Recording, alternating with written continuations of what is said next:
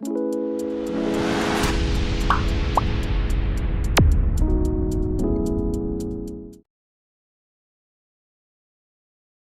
সেলের মধ্যে যদি একটা কথা থাকে, সেই কথার ডান দিক থেকে, বাম দিক থেকে অথবা লেখাটির মাঝখান থেকে কখনো প্রয়োজন হলে আমি নির্দিষ্ট সংখ্যক অংশকে কেটে আলাদা করে নিয়ে আসতে পারি। এটা প্রয়োজন হয় কখনো আমাদের যদি আমরা এসএপি মেনটেন করি বা কোনো স্পেশালাইজড সফটওয়্যার মেনটেন করি, সেই সফটওয়্যারের ভিতরে এমন টেক্সট থাকে যেই টেক্সটটাকে আমরা আলাদা করে কিছু পোর্শন আলাদা করে নিয়ে যেতে চাই। এটা এক্সেলে লেফট মিড রাইট ফর্মুলার মাধ্যমে সহজেই করে ফেলানো যায়। চলুন বন্ধুরা দেখে নিই। এখানে আমাদের একটা ডাটাবেজে ডেটের দিনের তারিখ দেওয়া আছে এমনভাবে যে এখানে দিন, মাস, বছর, বছরের নাম, জিএমটি, টাইম সব কিছুই আছে। কিন্তু আমার সব জিনিসের দরকার নাই, আমার শুধুমাত্র WED, TUE এরকম প্রথম দিক থেকে অল্প কিছু অক্ষর দরকার, যেটা দিয়ে আমার সপ্তাহের নামকে বোঝাচ্ছে। তার জন্য আমি এখানে একটা ফর্মুলা ইউজ করেছি, সেটা হলো লেফট ফর্মুলা। লেফট ফর্মুলা দিয়ে আমি লেখার বাম দিক থেকে কিছু অংশ কেটে আলাদা করে নিতে পারি। সো ফর্মুলা লিখতে শুরুতেই লিখতে হবে ইকুয়াল টু, দিতে হবে ইকুয়াল টু, তারপরে লিখতে হবে লেফট, LEFT লেফট। এরপরে ব্র্যাকেট শুরু করলেই আমাকে বলবে যে সে কোন টেক্সটের থেকে লেফট থেকে নিতে চাচ্ছে। সিলেক্ট দ্য টেক্সট, এই টেক্সটকে আমি সিলেক্ট করলাম।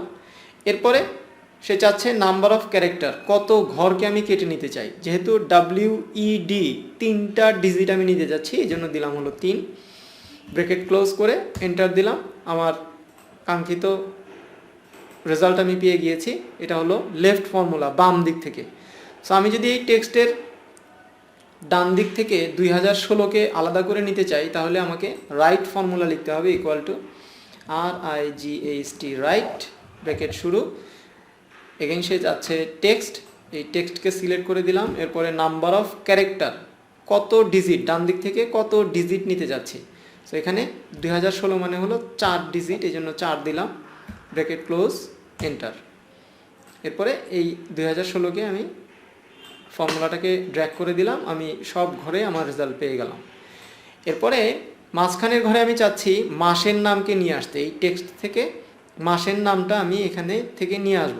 সো এটা না বাম দিক থেকে শুরু হয়েছে না ডান দিক থেকে শুরু হয়েছে, এটা এই টেক্সটের ঠিক মাঝামাঝি কোনো একটা জায়গায় আছে। এই জন্য আমি ফর্মুলাটা ব্যবহার করব ইকুয়াল টু মিড, ব্র্যাকেট শুরু।